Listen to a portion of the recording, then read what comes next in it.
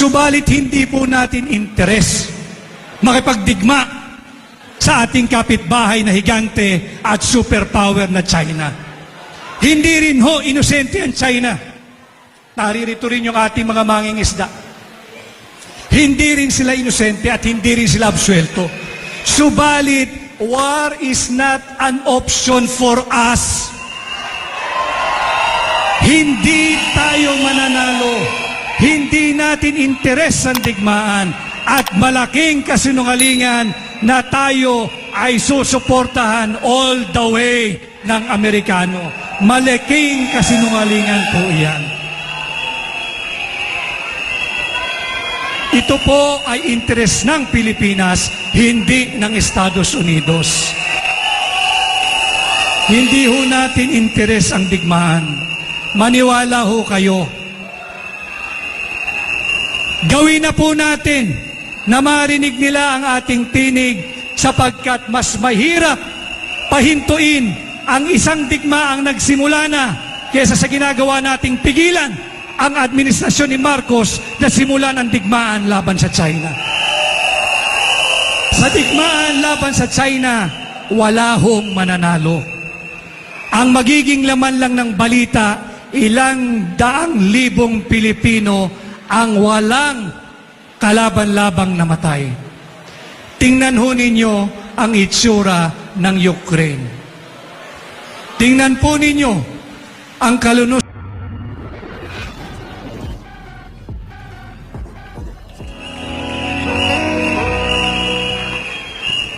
Maraming salamat. Magandang gabi ho sa inyong lahat dito sa Angeles City, Pampanga. Magandang gabi sa lahat ng Pilipinong nakasubaybay sa different social media platforms ngayong gabi. Magandang gabi sa lahat ng ating mga kababayan sa iba't ibang panig ng mundo na kagaya ninyo ay nagpupuyat gumigising ng umaga, ng maaga para masubaybayan ang hakbang ng maisog.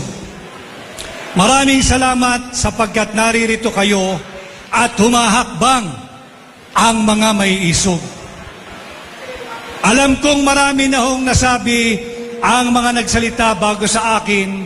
Alam kong busog na rin kayo sa mga issues na hinaharap ng ating pamahalaan at ng ating bansa ngayon.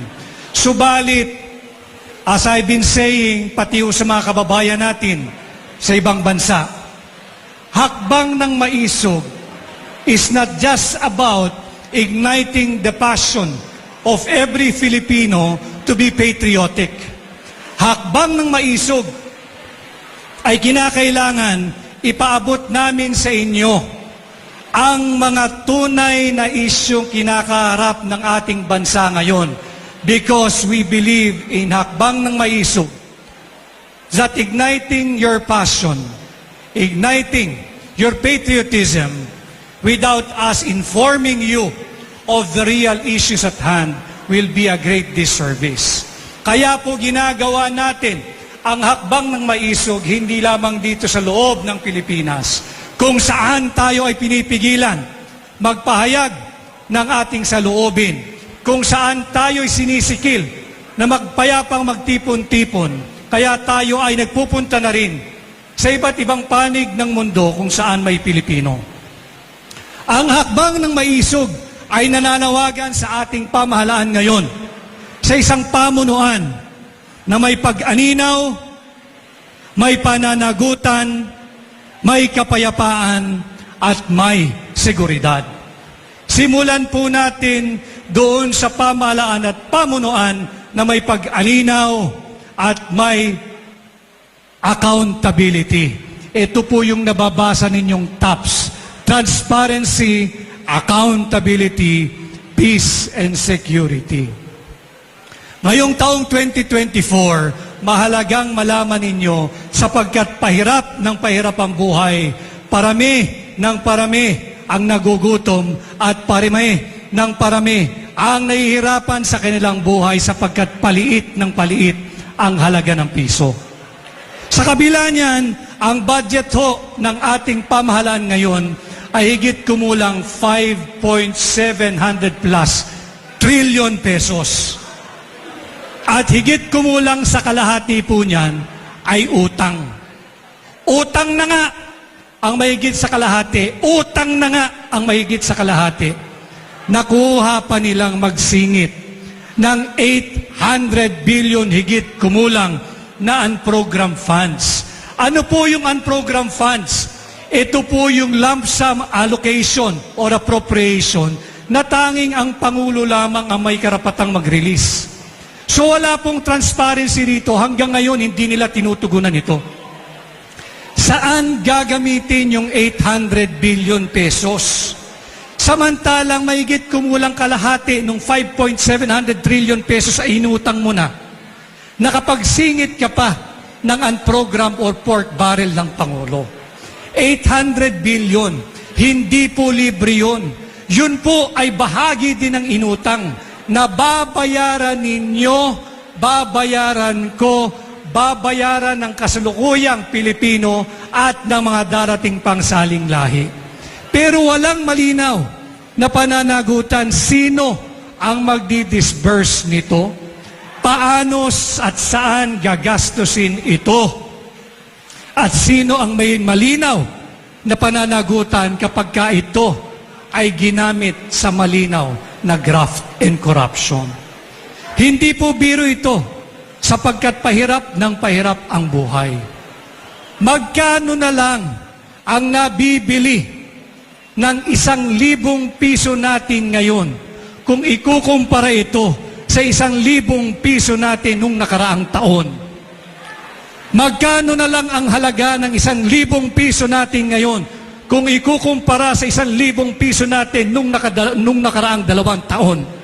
Ito ay hindi birong usapin sapagkat ito ay pera ng Pilipino na dapat ipaliwanag sa atin, ipaliwanag sa inyo paano ginagastos, sinong may pananagutan at bakit kinakailangan magkaroon ng pork barrel ang Pangulo.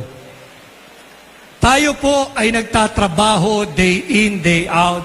Hindi tayo makapag-absent sapagkat kada absent ng ordinaryong Pilipinong kagaya natin, ang magiging kahulugan po noon, bawas ng 1 araw sa ating kikitain.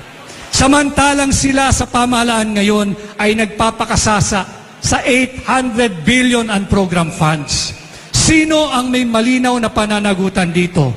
Hindi po natin nalalaman sapagkat hindi nila sinasagot at pilit na itinatago sa ating mga mamamayan. Kaya pilit nilang pinipigil ang paghakbang ng maisog, pilit nilang sinusupil ang ating karapatang malayang makapagpahayag at payapang magtipon-tipon. Ang hakbang ng maisog ay hindi ho nananawagan ng pabagsakin ang gobyerno ni Pangulong Marcos.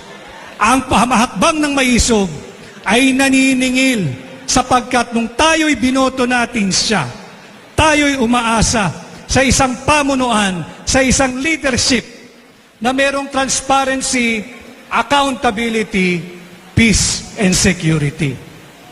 Pag-usapan natin din ang transparency at accountability. Ang dami-daming investigasyong ginagawa sa Senado, sa Kongreso, subalit kapag ang tatamaan ay alyado nila, sadyang pinipigil at hindi tinutuloy ang investigasyon. Nasaan ang transparency at accountability? Pag-usapan natin yung investigasyon tungkol doon sa agricultural smuggling. Nabanggit yung pangalan ng taong malapit sa kanila, si Ginoong Michael Ma, nung chairman ng komite na dapat mag-iimbestiga. Ano ho ang nangyari sa investigasyon? Tinigil, hanggang ngayon nakatiwangwang, hanggang ngayon ay nakabinbin. Pero kapag hindi alyado, kagaya nung mayor ng Bamban, iimbestigahan kahit kung ano-anong issue na lang ang kanilang ibinabato. Hindi ko sinasabing walang kasalanan o walang pagkukulang yung mayor ng Bamban. Subalit sana yung kanilang sigasig, yung kanilang kisig, yung kanilang gigil sa pag-iimbestiga sa hindi alyado, ganun din ang kanilang gigil sa pag-iimbestiga sa kanilang alyado. Nakita ko rin kanina si Ginoong Jonathan Morales. For the first time, nagkausap kami, nagkakilala kami ng personal. Hindi ba't mahalaga din na usapin yung PIDEA leaks at yung sinasabing biggest drug haul sa Batangas? Ano ang nangyari? Yung tao na siyang nagsimula ng investigasyon at voluntaryong sumulat sa komite sa Senado, siya pa ang kinulong. Nasaan ang hustisya dito?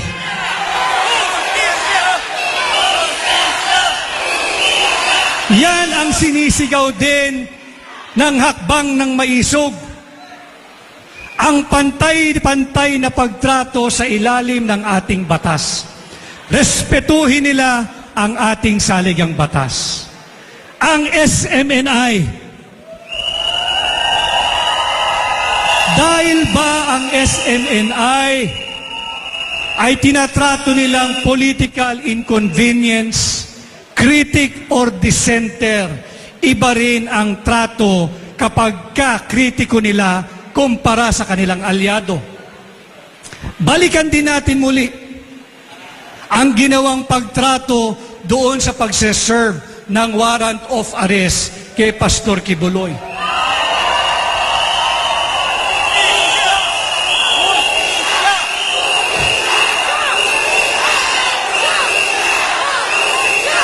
Bilang Pilipino,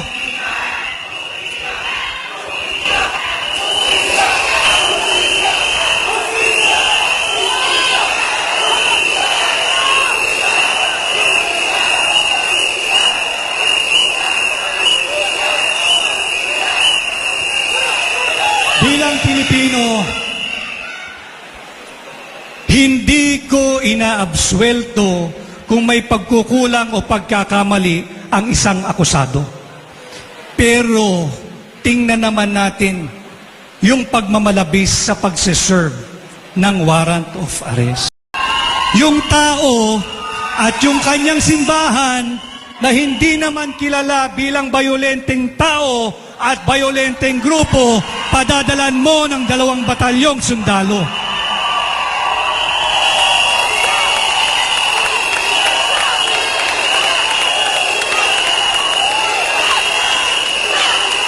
Ito ay dahil siya at ang SMNI ay tinatrato nilang political inconvenience. Ito yung mga nagdadala ng totoong kaganapan sa ating bansa. Subalit hindi natin dapat hayaan ang ganitong malinaw na injustice na ginagawa sa isang Pilipino. Ngayon nga ho, na nariyan ang ating saligang batas, linalapastangan nila. Imagine ninyo ang buhay nating mga Pilipino kung maano magiging miserable pag hinayaan natin silang lapastanganin ang ating saligang batas.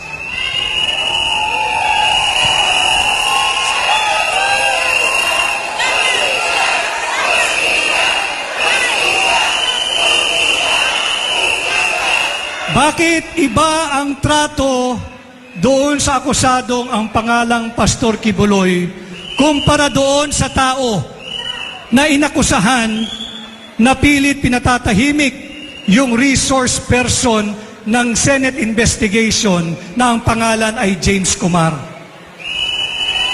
Hindi ba't kasalanan ding malaki na pakialamanan mo ang Senate investigation at suhulan mo yung resource person at sabihin, huwag ka nang maingay. Manahimik ka na lang at magsabi ka kung ano ang gusto mo o magkano ang gusto mo. Yan ang hinihingi natin sa hakbang na maisog. Pantay-pantay na trato sa ilalim ng batas, sa ilalim ng ating saligang batas. Yan yung ating sinisigaw na walang transparency, walang accountability. ang gobyernong naghahari-harian at ang tingin sa ating lahat ay kanilang mga tao-tauhan.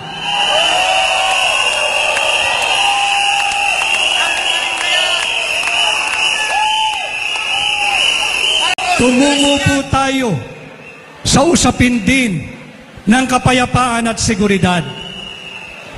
Malinaw ho sa ating saligang batas, sa Article 2, Section 2 of our Constitution, that the Philippines renounces war as an instrument of foreign policy. Isinusuka ho natin ayon sa ating saligang batas ang pakikipagdigma. Bawal na bawal po yan. Subalit ngayon ho, ang kasalukuyang administrasyon ay idinala na tayo sa bingit ng digmaan.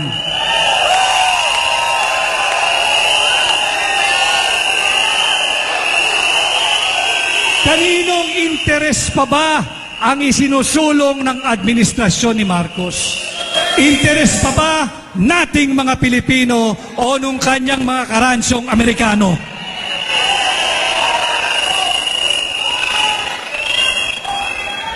Wala ho tayong diferensya sa mga kaibigan nating Amerikano. Nakatulong sila, kasama natin, shoulder to shoulder, nakipagbakbakan, nagbuwis ng buhay, dumanak ang dugo ng Pilipino at Amerikano noong World War II.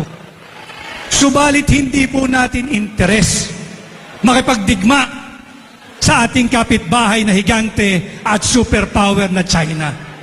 Hindi rin ho inosente ang China. Naririto rin yung ating mga mangingisda. Hindi rin sila inosente at hindi rin sila absuelto. Subalit, war is not an option for us. Hindi tayo mananalo. Hindi natin interes ang digmaan at malaking kasinungalingan na tayo ay susuportahan all the way ng Amerikano. Malaking kasinungalingan po iyan. And these are issues, ladies and gentlemen, mga minamahal kong kababayan, na dapat nating pakakabantayan. Huwag nating hayaang pakialaman nila at patuloy na lapastanganin ang ating saligang batas. Huwag din tayong manahimik, sapagkat sa ating pananahimik, sa gitna ng napakaraming pang-aabusong ginagawa ng abusadong administrasyong ito, ibig sabihin po niyan, ay nakikibahagi tayo at sumasang-ayon sa kanilang kalabisan, pang-aabuso at korupsyon.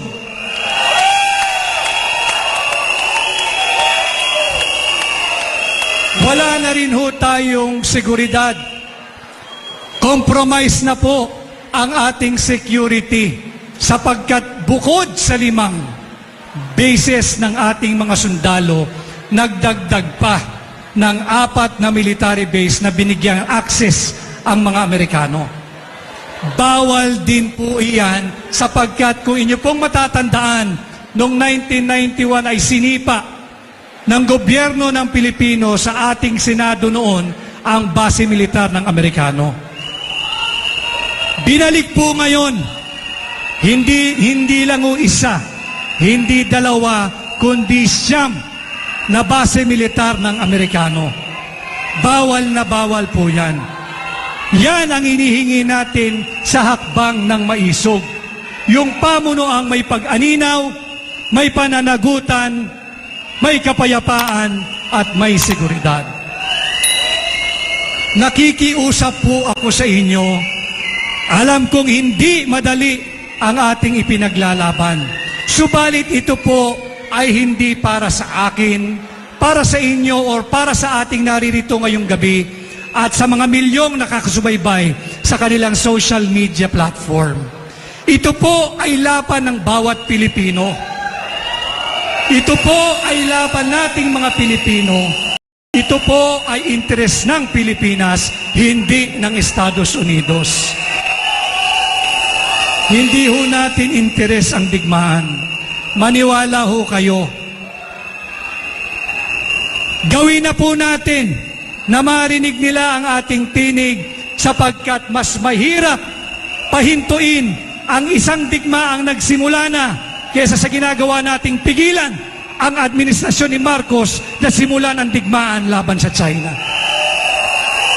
Sa digmaan laban sa China, wala hong mananalo. Ang magiging laman lang ng balita, ilang daang libong Pilipino ang walang kalaban-labang namatay. Tingnan ho ninyo ang itsura ng Ukraine. Tingnan po ninyo ang kalunos-lunos na larawan ng mga nasa Israel, whether ikay may Palestino o Israel. Makikita ho natin walang panalo sa kahit anong digmaan. Ang kailangan ng Pilipino, hanap buhay, trabaho, negosyo at pagkain sa bawat hapagkainan ng pamilyang Pilipino. Hindi ang digmaan ni Marcos, hindi ang korupsyon ng administrasyon at hindi ang walang hustisya na umiiral ngayon sa ating bansa.